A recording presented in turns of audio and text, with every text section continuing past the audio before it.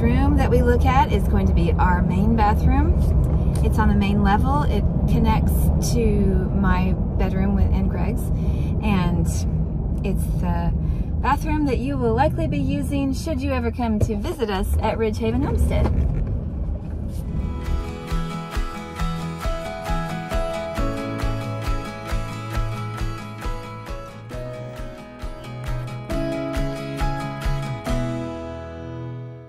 And we're going into our main bathroom.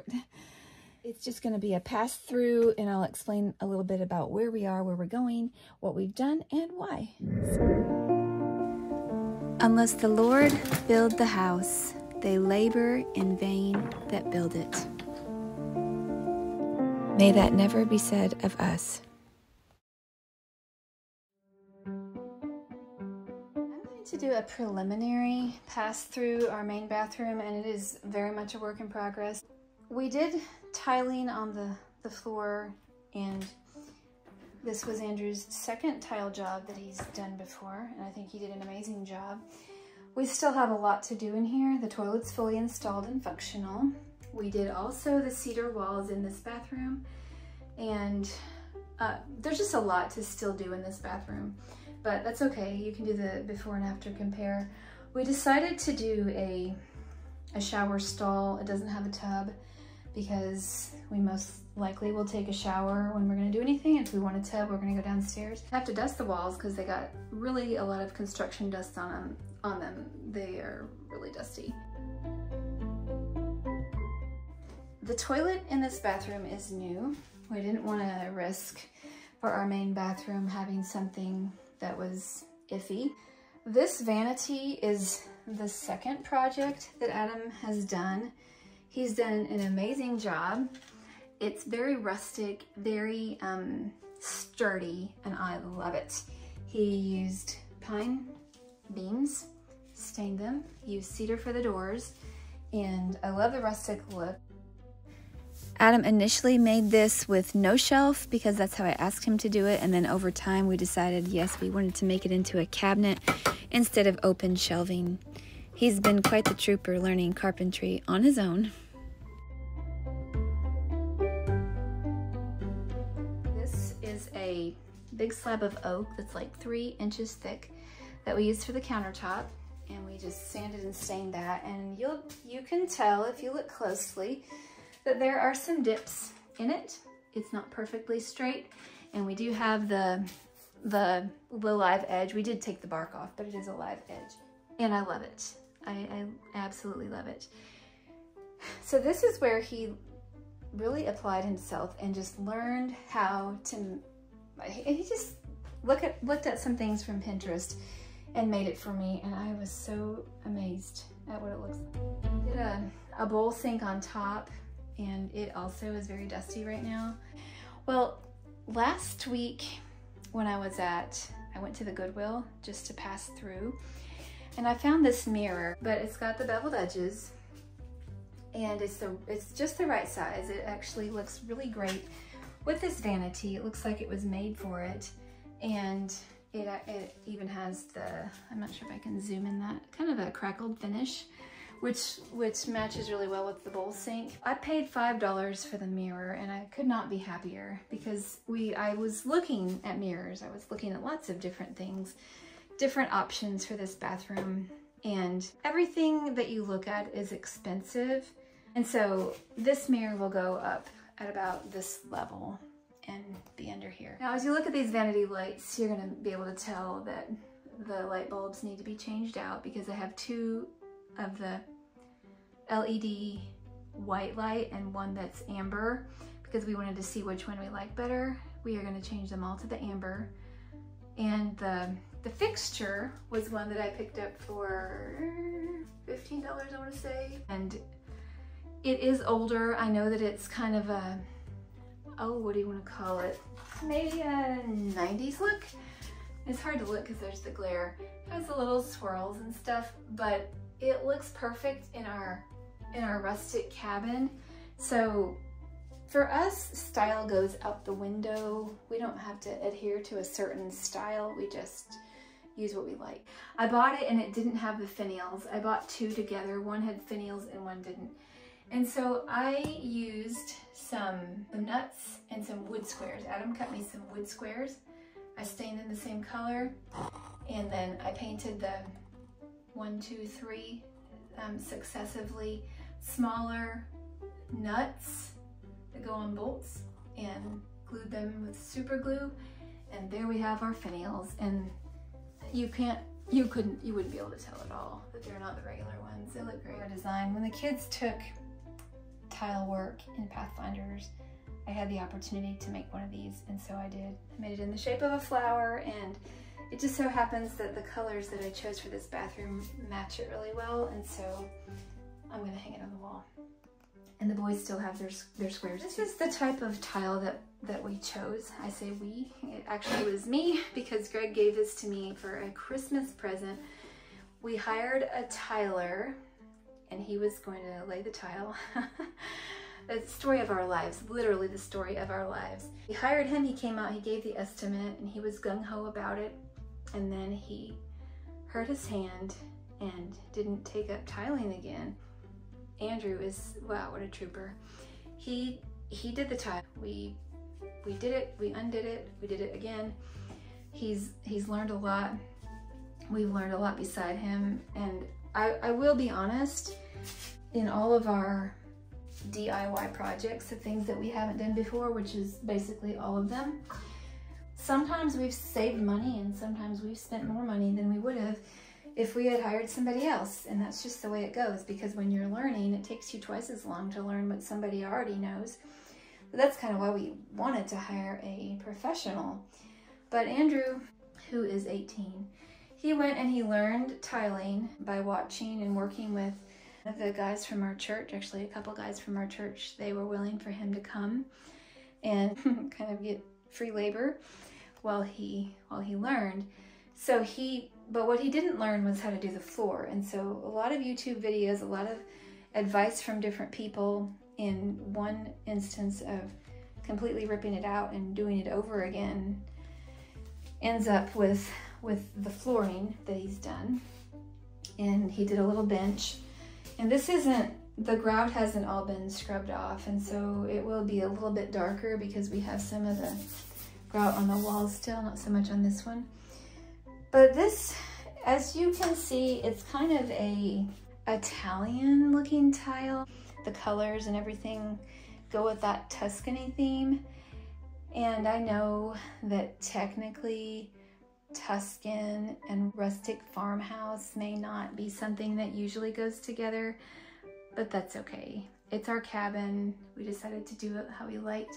What I liked about it was the randomness about it. I'm such a random person, and I don't like, I don't know, I'm not sure why I'm this way, but I don't like things like super matchy.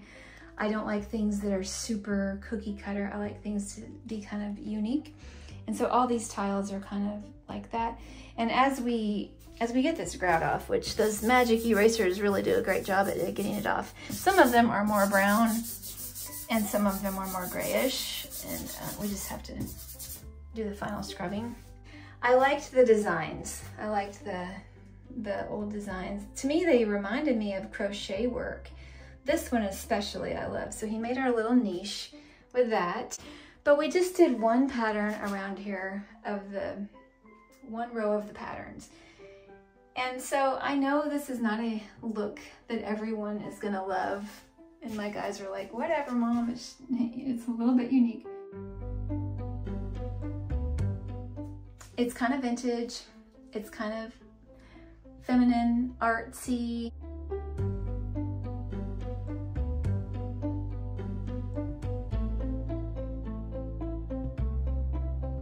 I just appreciate Andrew being such a trooper. This was really a learning curve for him. He did a lot of research on it, but he did a great job. We did this half wall so that the water wouldn't splash out, and a bench so I can sit on it if I get tired. I can, you know, it works for shaving your legs. And this one, this little diamond pattern gave him a little bit of pause too. He swore that he was never going to do another tiling job after that because it was tricky, but he persevered. And I will show you this on the final reveal when we have it all cleaned up.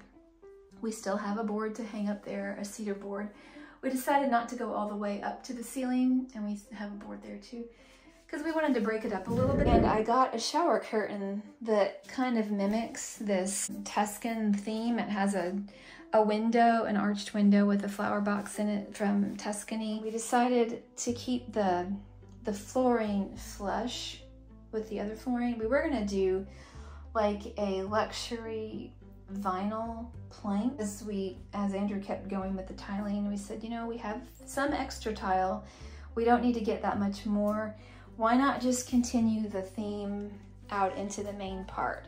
And so we did. We kind of just randomly interspersed the pattern tiles.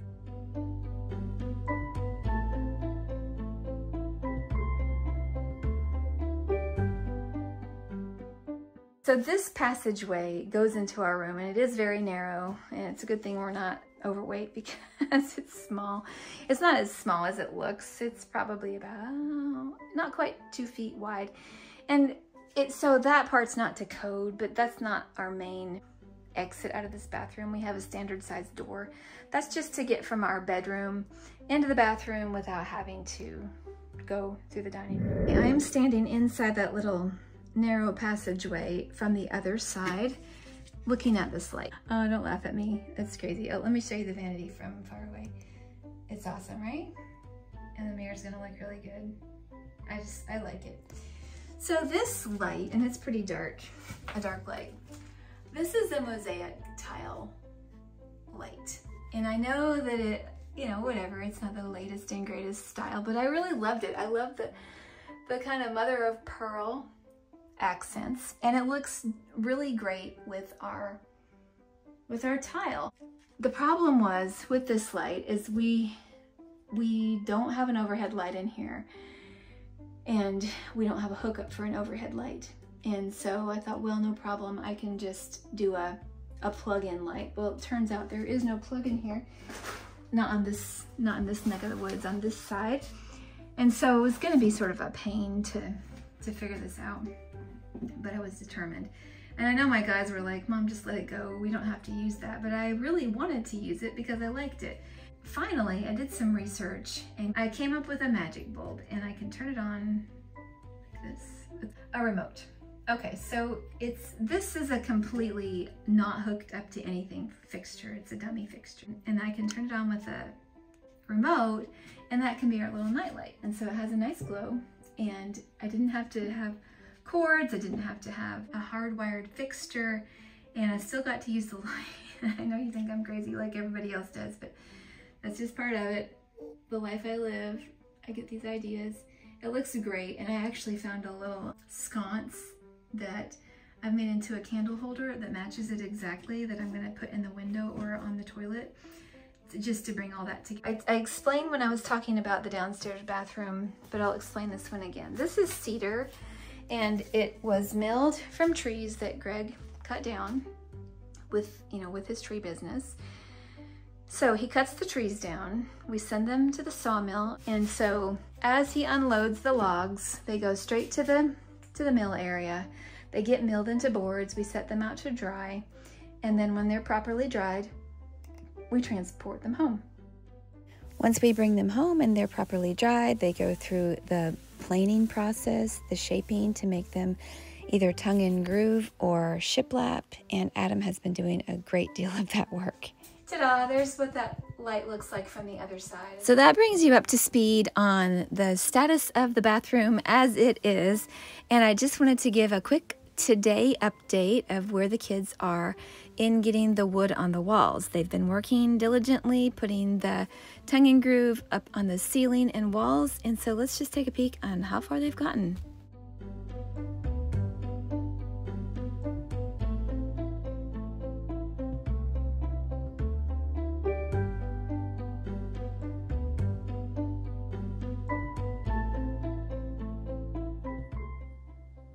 Adam has the first wall ceiling almost all the way up to the peak. You can see the peak there it is. He's about 3 feet from the peak, and then we have this gap, And then we will meet in the middle where Andrew has started to work his way up this wall. He's got these 2 walls done. This is the V-groove, and you can see that it does not have the beadboard on it. And then the other, which is technically the part of the roof, or the ceiling I should say, is all beadboard. It looks pretty similar. It's the spruce and we really like it. It's very similar to pine, only it has smaller knots, and so there's no big holes in it. It's looking a lot nicer, and it's lightening everything up in here. One step at a time, that's what they say. It's just little by little and we see progress. This behind me is up in the loft, and we have all the boys' rooms framed, and they are waiting eagerly to get the spruce on their walls too. And so as we go from wall to wall, we'll be doing the hallways, and their walls are going to be coming really soon. It'll be really great to see everything closed in, get settled in. So thank you for watching. To check on our progress, we'll be continuing to make it. More work tomorrow. Please subscribe so you don't miss any of our videos. And if you liked anything about this video, like it, share it, and let us know what you thought in the comments. Have a great night.